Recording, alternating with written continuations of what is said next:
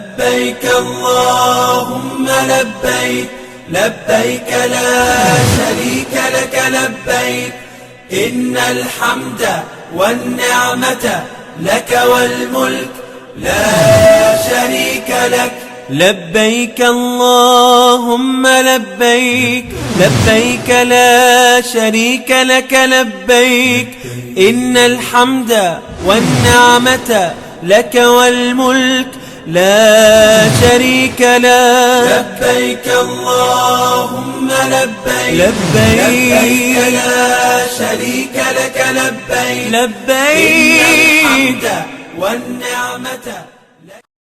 Assalamu alaikum wa rahmatullahi ta'ala wa barakatuhu. This is As You Answer the Call. I am Rashida Abubakar, your regular anchor, welcoming you to another edition of the program. As the 2025 Hajj exercise draws closer, the National Hajj Commission of Nigeria, NAHCON, is leaving nothing to chance in ensuring that Nigerian pilgrims are well prepared and educated for the spiritual journey. In this episode of the program, we shall highlight the major steps taken by NAHCON in its drive to educate pilgrims on all aspects of the Hajj exercise. Details shortly in our Spotlight segment. Also in the package, we have other regular segments such as Making the Hajj and NAHCON News Diary, which highlights the activities of NAHCON and other stakeholders in the Hajj industry. Still coming your way is the announcement of the quiz winner. Keep watching. لبيك اللهم لبيك لبيك لا شريك لك لبيك. Welcome back and thank you for staying with us. The program kicks off with the News Diary. Top in the lineup, NAHCON management meets states, discusses 2025 Hajj preparations, and visit Borno State on familiarization tour. Stay tuned for these and more.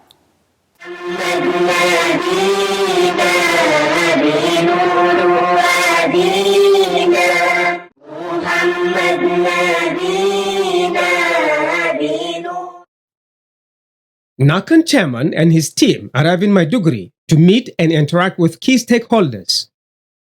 The officials of the commission were at the Borno State Government House, where they met with the state governor and his cabinet members. While receiving his visitors, Governor Babagana Umara Zulum said his administration will continue to support Hajj operations in Nigeria to ensure that Nigerian pilgrims have services that are in tune with global best practices. As the governor of Borno said, inshallah, I will provide all the necessary commitment and political will required to succeed in the process of the Hajj 2025 exercise. This is the most important thing that I want to tell you. We have done very well last year in Borno State.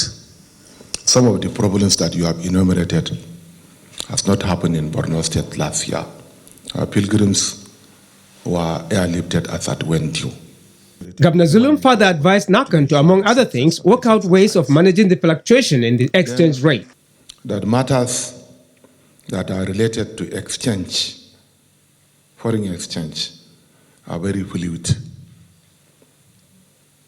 And it can be changed at any time.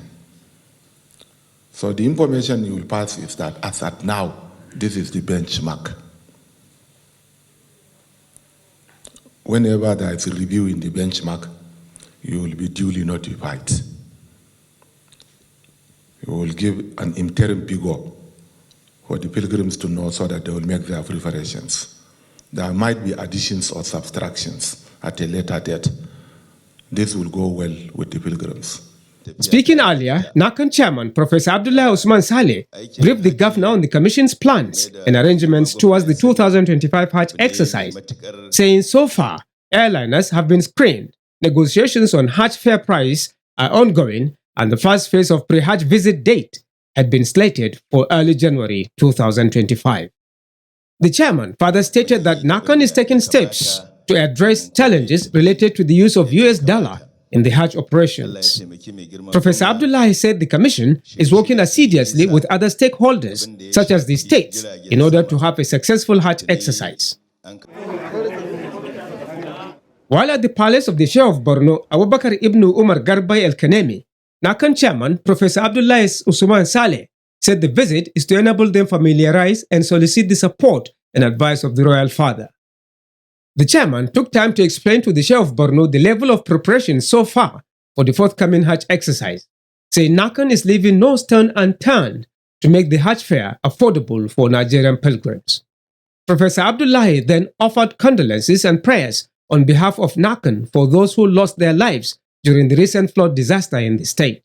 In his remarks, the Sheikh of Borno, Abubakar ibn Umar Garbay El-Kanemi, said he is happy with the visit by NAHCON management. The royal father called on NAHCON to improve services rendered to pilgrims. He was particular about securing good buses and effective luggage handling to ensure that pilgrims get their property on time and at the right location. Highlight of the visit was presentations of souvenirs. Also, during the visit to Maiduguri, NAHCON chairman and his team paid a courtesy call on the chief imam of Borno, Imam Ibrahim Zanna Laisu, while they sought his advice and support for better Hajj administration.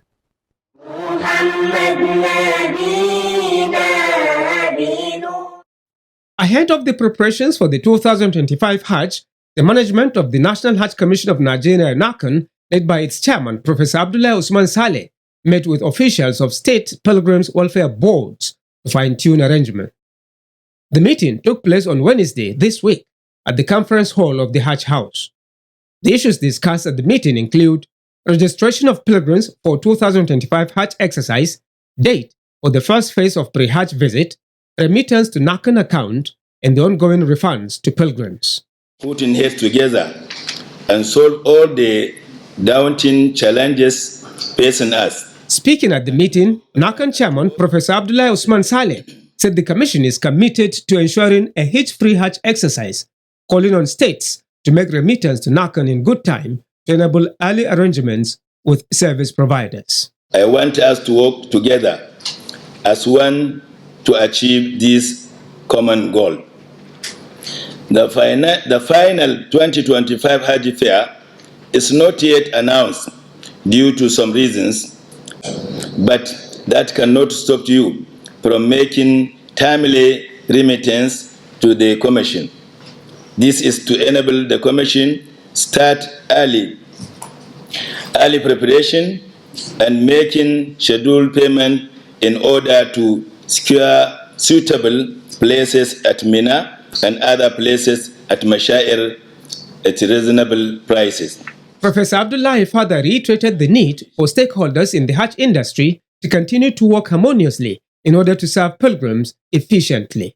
Participants at the meeting, which included NAHCON commissioners, gave updates on issues affecting the planning and preparations for the 2025 Hajj.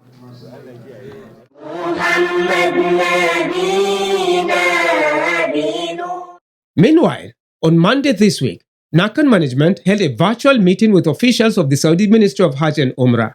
At the meeting, officials highlighted the level of preparations for the 2025 Hajj, identified challenges, and came up with solutions towards addressing them. NAHCON and the Saudi officials further discussed on the preparations for the first pre-Hajj visit and how Nigeria will take advantage of the trip to make better bargain for its intending pilgrims. In January next year, Nigerian delegation is expected to be in Saudi Arabia to sign an MOU and also meet with service providers. Alhamdulillah, you are still watching as you answer the call, a public enlightenment presentation that keeps you abreast of the activities of the National Hajj Commission of Nigeria, NAHCON, and other Hajj-related matters. The National Hajj Commission of Nigeria, NAHCON, and its key stakeholders have consistently underscored the importance of pilgrims' education and orientation, which it says is the most effective way of understanding the complexities of the Hajj exercise and how pilgrims can have a successful spiritual journey. Coming up next is the Spotlight segment, and we shall be taking you through the education and orientation programs put in place by NAHCON for Nigerian pilgrims. Stay tuned.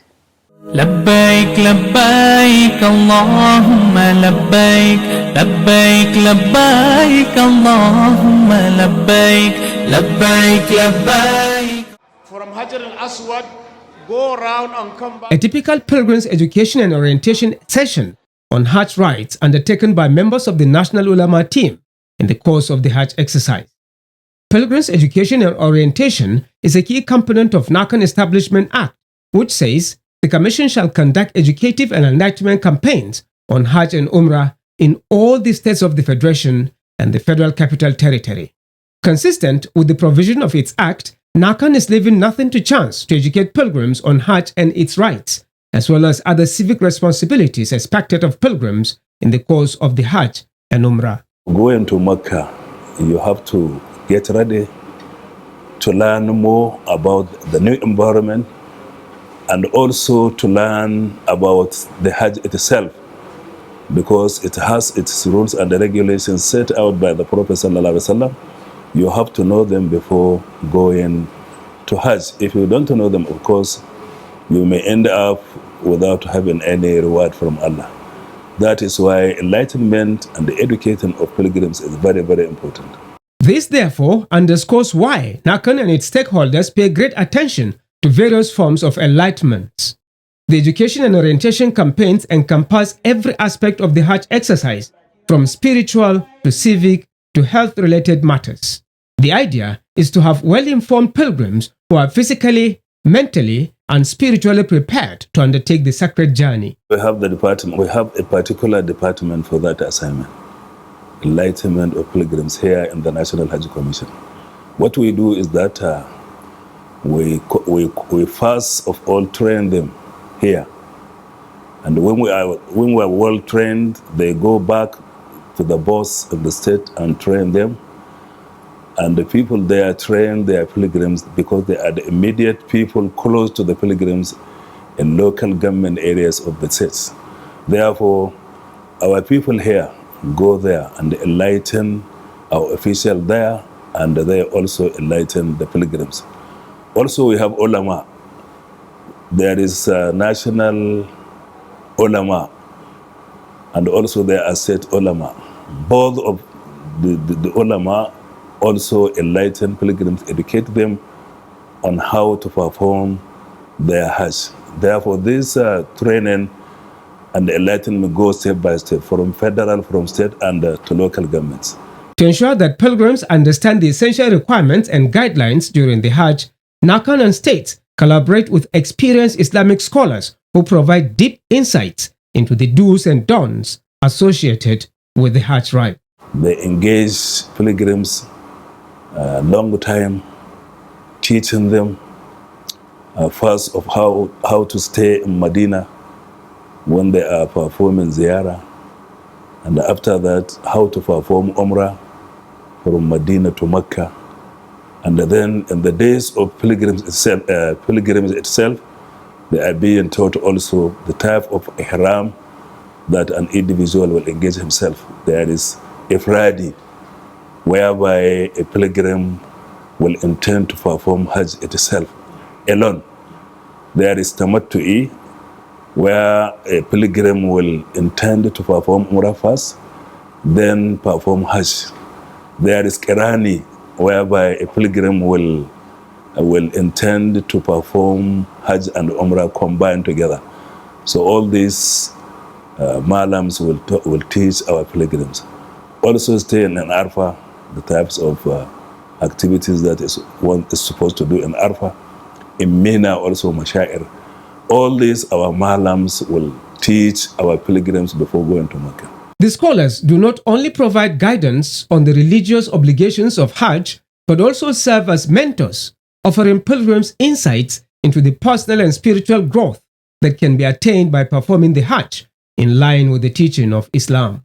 We enlighten them on how to use the modern facilities that they will meet in Mecca and Medina and Mashair, like toilets, like a lifter. And also, even the currency that they use is not our money. They are given dollar, they change it to real, and they must be taught the value of that money so that they will know how to maintain and safely keep their provision. Have a closer relationship with Allah subhanahu wa ta'ala. NAHCON's educational programs are inclusive, incorporating a variety of formats to cater for different learning preferences. These include radio and television programs, seminars, and printed handbooks, among others. We have people like you, media. We have televisions, we have radio, we have social medias and others I advise our attending pilgrims to listen attentively to those areas of information so that they will acquire more knowledge about how to perform the Hajj and about how to be in peace and tranquility in Saudi. There are also collaborative efforts involving relevant stakeholders such as airport officials and security agencies to educate pilgrims on the do's and don'ts of international trips. We have contact with all the stakeholders. We always meet with them, we discuss with them broadly in order to achieve the final goal.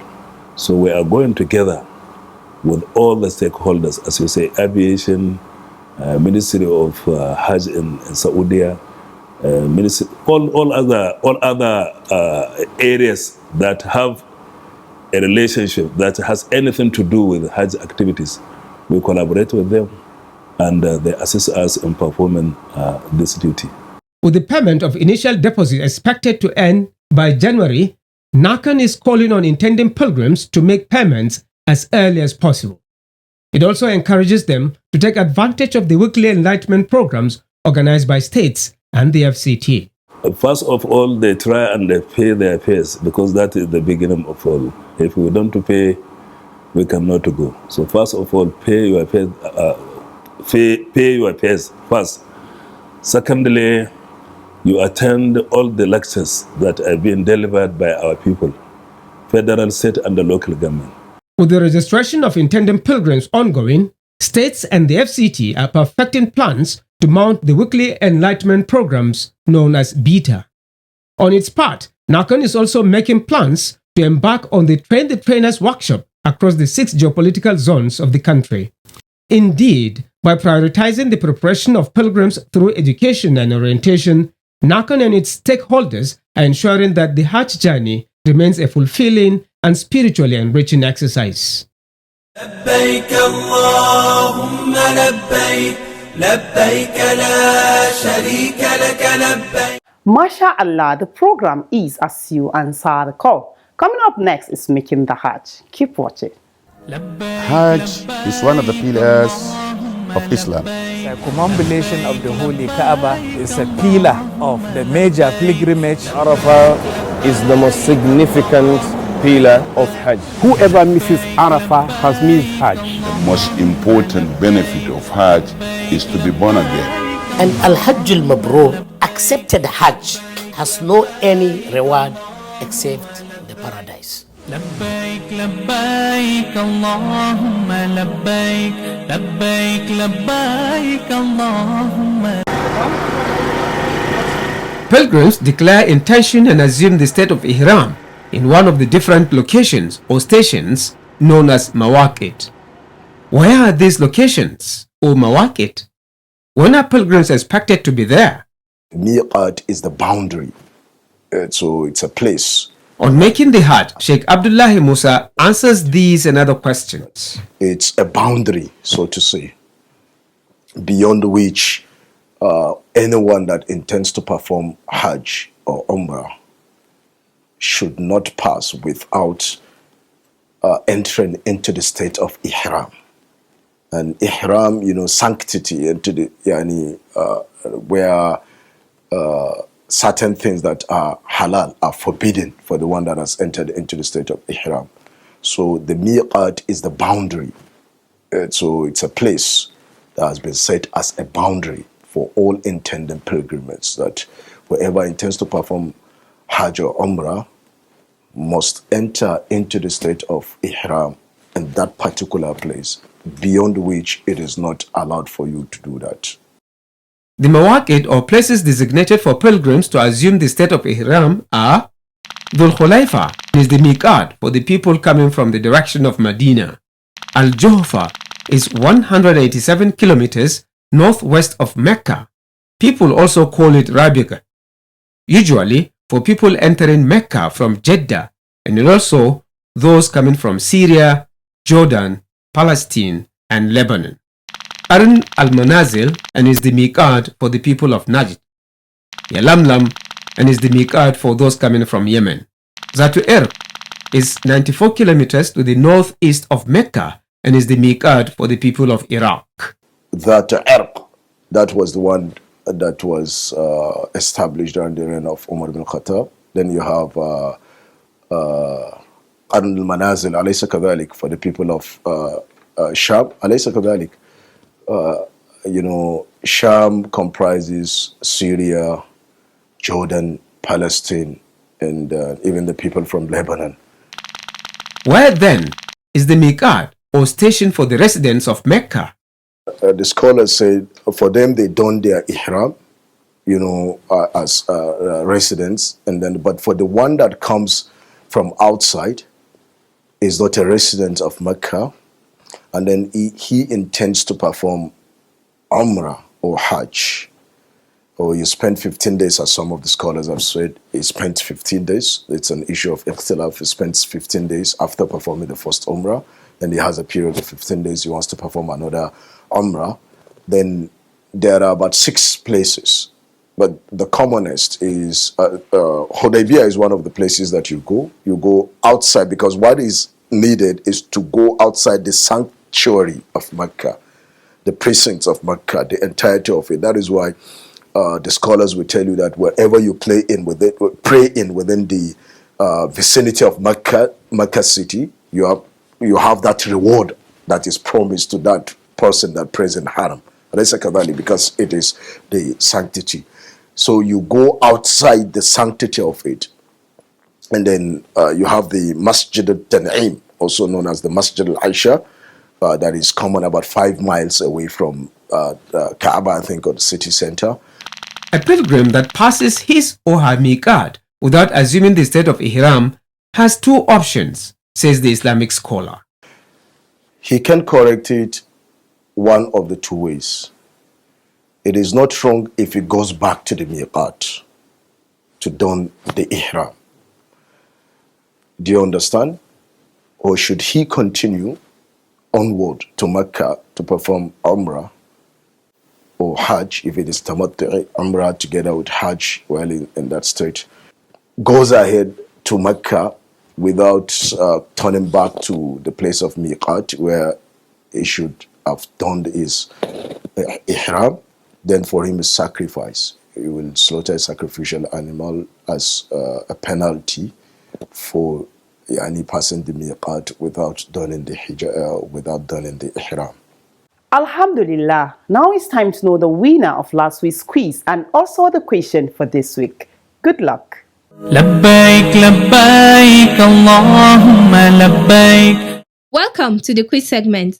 The question in the last episode was, name the Miqat designated for pilgrims entering Mecca from Medina. The correct answer is Zul Hulaifa. The winner is Rabi Ubena from Kebbi State. He provided the answer ahead of others. Rabi Ubena will be contacted on how NAHCON will rate him with the prize he won. A quiz winner will get 25,000 Naira cash prize. This is part of NAHCON's efforts in social investments in Nigeria. Now to the quiz for this week, and the question is, what major Hajj pillar do pilgrims observe at the Miqat? Again, what major Hajj pillar do pilgrims observe at the Miqat? Text your answer to the number showing on your screen. The winner will be the first person whose correct answer is received. All answers should carry the name and location of sender. Good luck and happy viewing. Once again, good luck to you. Up next are your messages. لبيك اللهم لبيك لبيك لبيك. Salamatu Yusuf from Lagos State sent in the first message. It reads, "We are grateful to NAHCON for this educative and informative program as you answer the call. Keep it up."